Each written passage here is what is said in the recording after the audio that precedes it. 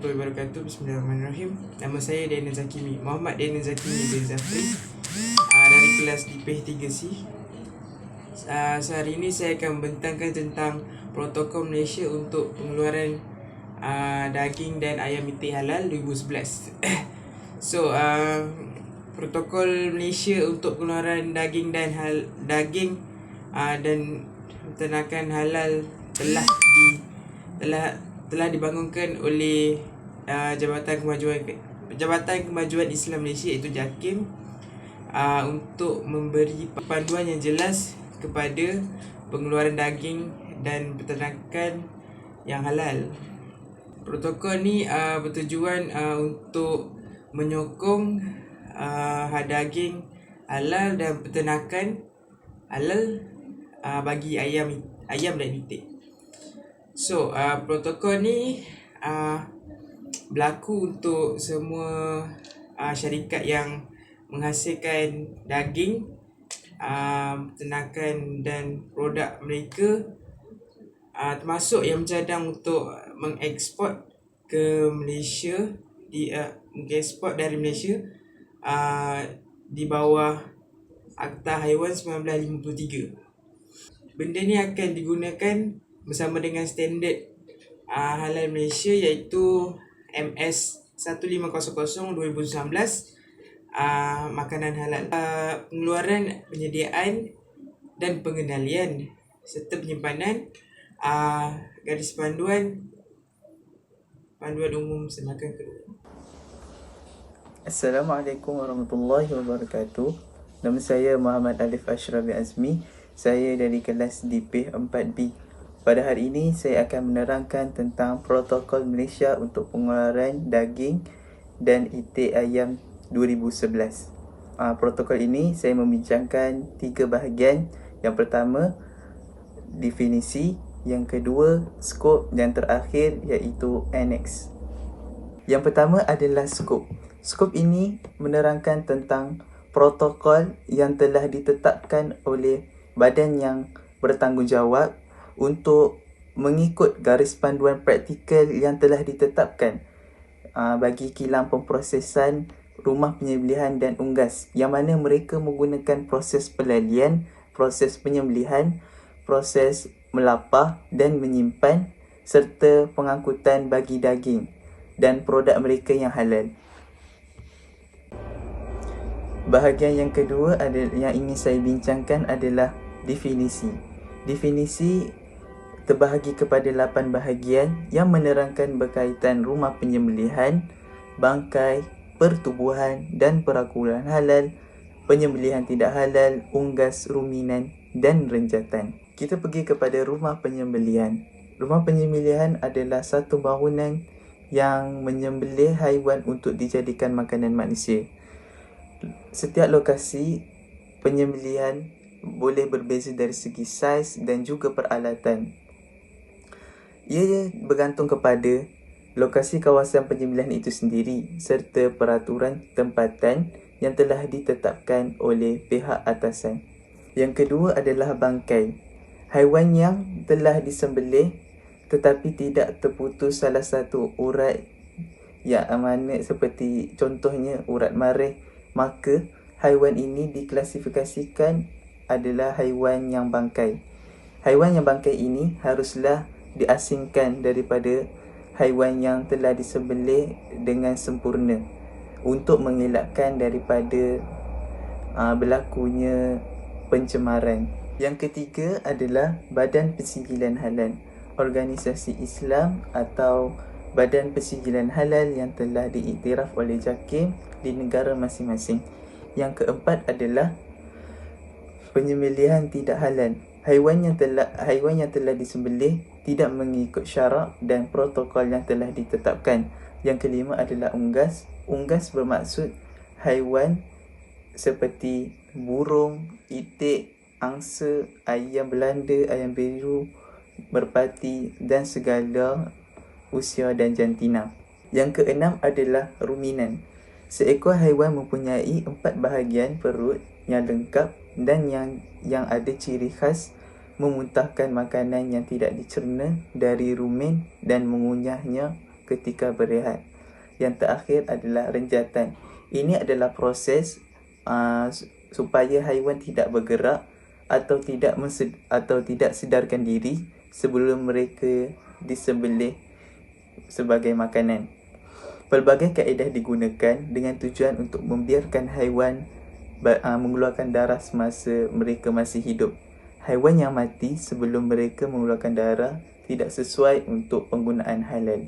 Untuk tujuan kelulusan pertubuhan yang berhasrat menghasilkan daging, unggas dan produknya yang halal harus didaftarkan dengan pihak berkuasa yang berkenaan di negara masing-masing dan harus diperiksa oleh pihak berkuasa Malaysia.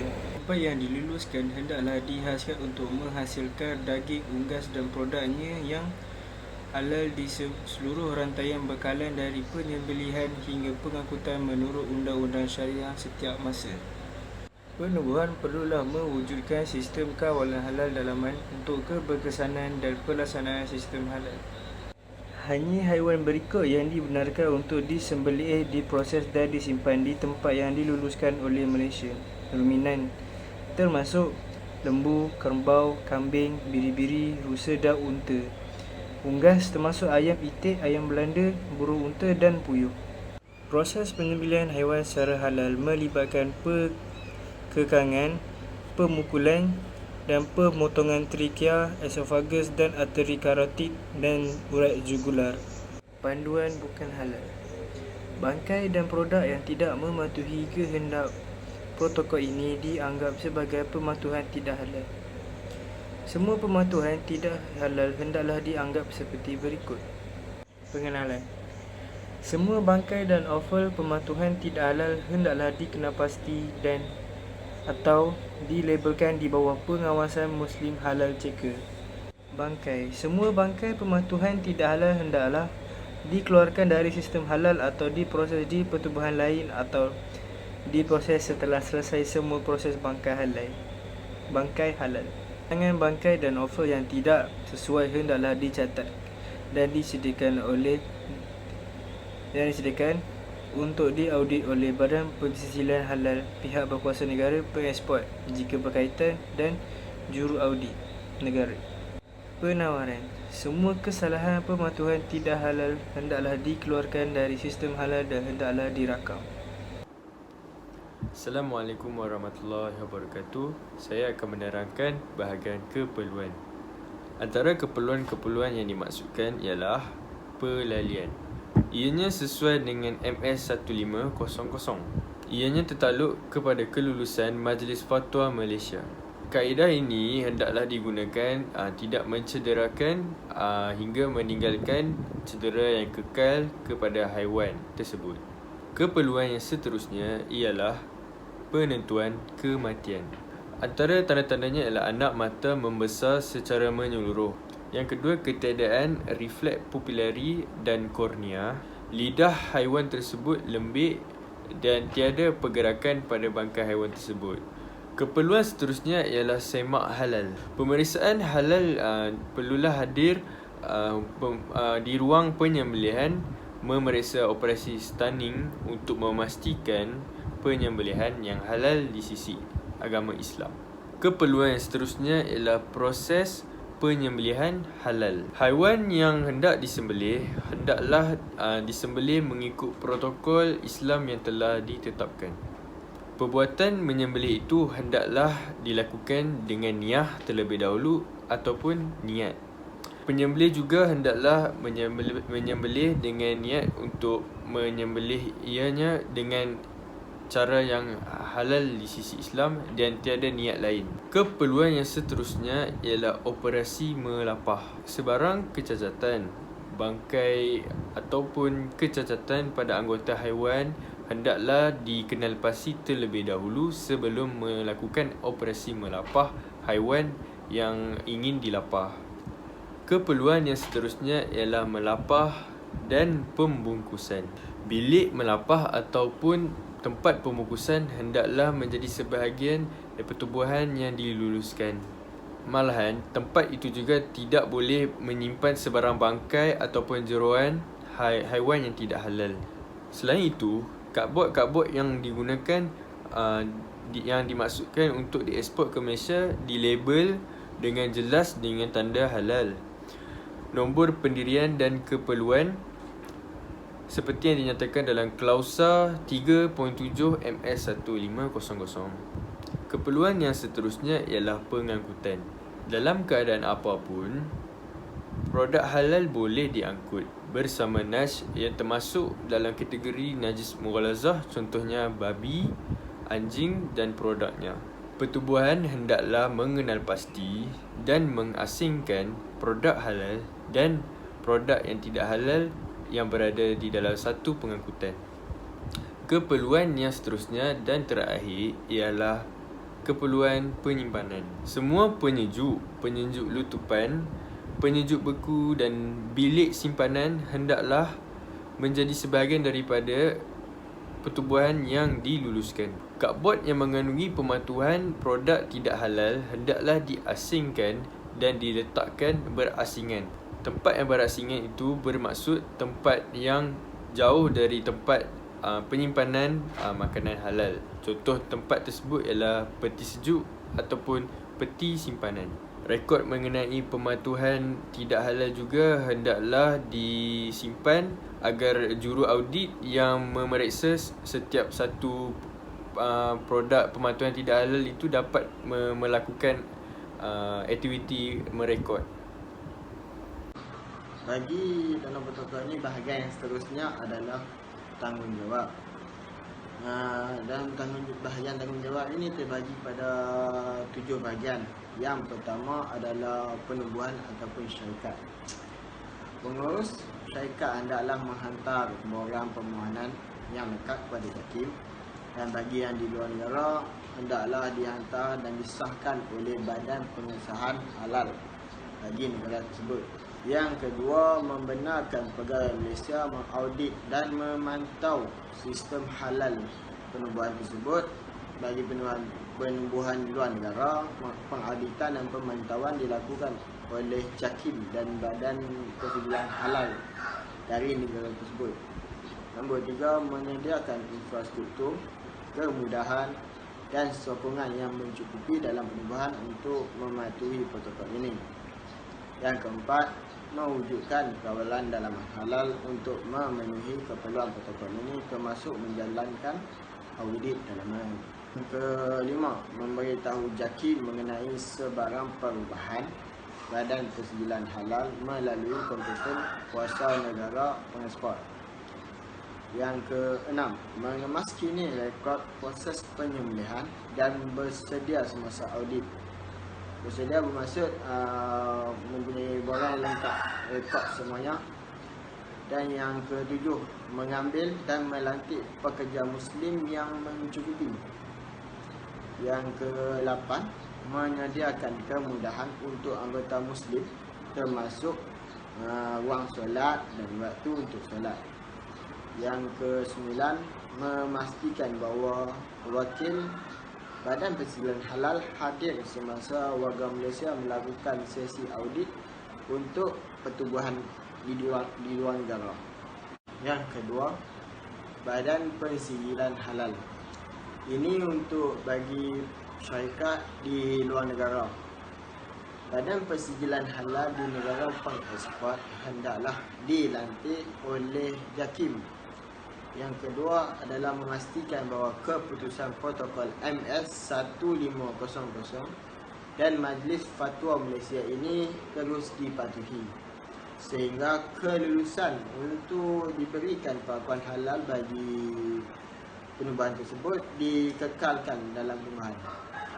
Dan yang ketiga adalah memastikan bahawa penyembelih Muslim, ketua pemeriksa halal dan pemeriksa halal semuanya beragama Islam, dan berpelakuan serta prestasi dan rekod latihannya disediakan semasa berlakunya audit oleh pihak Malaysia.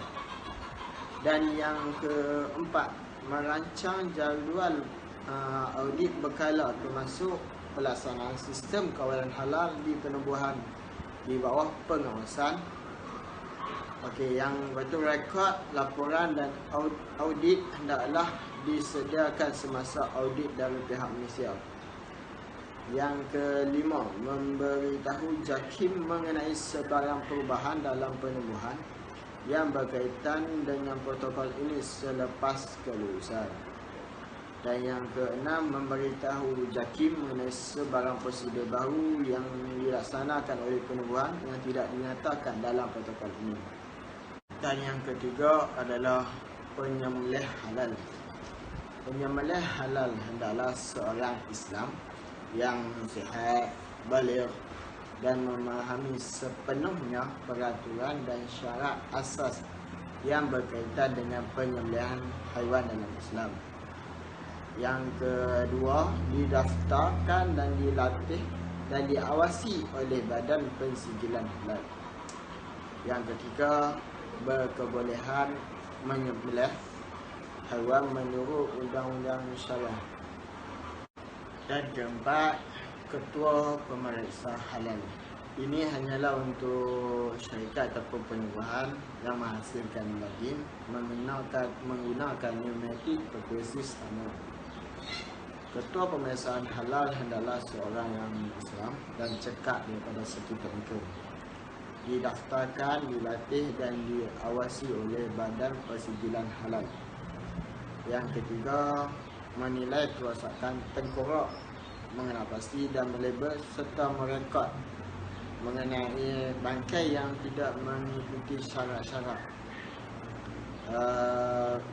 Membuat keputusan mengenai status halal bangkai dengan memeriksa tahap kerosakan pada kepala sesuai dengan kriteria yang ditentukan.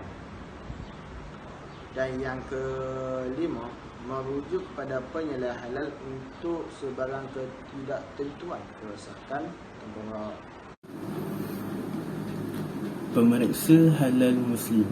Pemeriksa halal Muslim hendaklah yang pertama, seorang Muslim berakal baligh, memahami sepenuhnya peraturan dan syarat yang berkaitan dan penyembelihan haiwan dalam Islam. Yang kedua, dilatih dan diawasi oleh Badan Pensijilan Halal. Yang ketiga, hadir di ruang penyembelihan untuk memeriksa operasi sterning untuk memastikan penyembelihan yang halal, pendarahan yang tepat, penentuan kematian seperti mana yang ditetapkan, pengendalian bangkai dan rekod seperti mana di Epidex 3 yang mana mempunyai kaitan dengan protokol ini. Seterusnya, penyelia halal Muslim. Penyelia halal Muslim hendaklah yang pertama, seorang Muslim berakal baligh, memahami sepenuhnya peraturan dan syarat yang berkaitan dengan penyembelihan haiwan dalam Islam. Yang kedua, bertanggungjawab terhadap keberkesanan pelaksanaan sistem kawalan halal dalam penubuhan. Yang ketiga, memastikan fungsi penyembelihan ketua pemeriksa halal dan pemeriksa halal mengikut peraturan sesuai dengan protokol ini. Yang keempat, penyelia dan pengesahan rekod halal pertubuhan seperti berikut. Yang pertama, pengesahan dan penunturan peralatan sterning. Yang kedua, rekod penyembelihan. Yang ketiga, pematuhan rekod tidak halal, rekod ruang dingin, peti sejuk dan penyujuk udara. Kelima, rekod proses pembuangan tulang dari daging. Yang keenam, rekod penyimpanan dan pemukusan. Seterusnya, kebenaran kompetisi negara ekspor. Yang pertama, pihak berkuasa negara pengeksport yang berwibawa harus mengesyorkan syarikat agar mematuhi sepenuhnya protokol ini untuk memohon pengeksport daging dan produknya ke Malaysia. Yang kedua, memaklumkan kepada Jabatan Perkhidmatan Veterina Malaysia. Yang pertama, sebarang perubahan dalam pengurusan atau pemilikan pertubuhan. Yang kedua, sebarang pengembangan, pengubahsuaian atau pengenal produk baharu, inovasi pada peralatan di syarikat yang boleh mempengaruhi kapasiti pengeluaran. Yang ketiga, sebarang perubahan pada spesies haiwan yang disembelih. Yang keempat, penutupan atau penghentian operasi mana-mana pertubuhan. Yang kelima, sebarang perubahan dalam badan persijilan halal yang bertanggungjawab untuk penubuhan itu.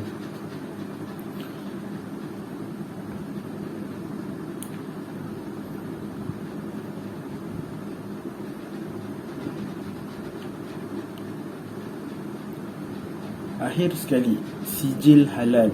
Sijil halal untuk produk tempatan akan dikeluarkan oleh JAKIM, sementara produk import sijil halal akan dikeluarkan oleh Badan Perakuan Halal yang diluluskan dari negara pengeksport masing-masing.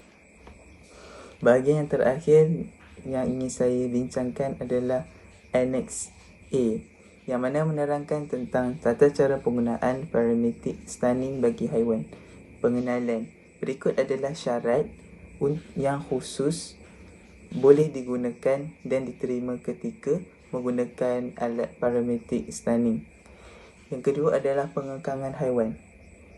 Pengekangan haiwan adalah sangat penting supaya haiwan dapat dikendalikan dengan baik dan selamat, sehingga pengendali dapat meletakkan peralatan tersebut di tempat yang betul pada kepala haiwan supaya dapat memberikan ketukan yang tepat. Kepala haiwan hendaklah diberikan ketukan, perlulah dipegang dengan betul dan ditahan sebelum alat pemegun dapat digunakan. Sekian, itu saja daripada saya penerangan pada hari ini. Assalamualaikum. Bagi NSD ataupun tambahan di bahagian ini, ia memberitahu tata cara untuk electrical water bath stunning bagi ayam dan itik serta electrical water bath stunning adalah kaedah yang biasa digunakan dalam kilang pemprosesan ayam dan itik. Dan seperti mana kaedah-kaedah yang lain, ia mempunyai syarat penggunaan dia. Yang pertama, pengendalian sebelum penyembelihan kita harus dilakukan agar ayam dan itik terhindar daripada tekanan. Dan seterusnya, setelah ia dibelenggu ataupun diikat, ayam-ayam itu dimasukkan ke dalam mandian air elektrik. Dan masa dari saat burung itu diikat sehinggalah dimasukkan ke dalam mandian hendaklah dalam tempoh 1 minit. Jadi tak lamalah. Yang ketiga, untuk membantu ayam dan itik ini tenang dan mengurangkan pergerakan, pengikat dada digunakan daripada saat ia diikat sehinggalah ia direndam ke dalam air mandian elektrik. Dan kedalaman mandian air elektrik ini haruslah dalam sehingga kepala burung tenggelam sehinggalah ke pangkal sayapnya. Pengikat ni perlulah dapat mengalirkan elektrik dengan baik, dan ayam dan itik itu mestilah direndam dalam tempat mandian air itu sekurang-kurangnya 4 saat sahaja. Jadi kesimpulannya kita dapat di sini ialah terdapat banyak manfaat jika kita lihat dalam lebih dalam. Misalnya dapat menembusi bahagian pasaran terbesar dan sektor makanan kerana logo halal Malaysia sangat dipandang tinggi dan diterima baik oleh negara-negara Islam yang lain lah. So, sistem persijilan halal ni, sistem persijilan halal Malaysia dia bagi keyakinan pada perniagaan, pelanggan, pembekal dan pihak berkepentingan. Macam pihak kepentingan yang lain di luar negara lah, bahawa produk contohnya produk kita yang halal, yang ada halal ni halal, yang dah ada logo halal ni adalah halal dan mematuhi syariah syariah standard tersebut. So sistem ni juga menitik beratkan keperluan semua manusia yang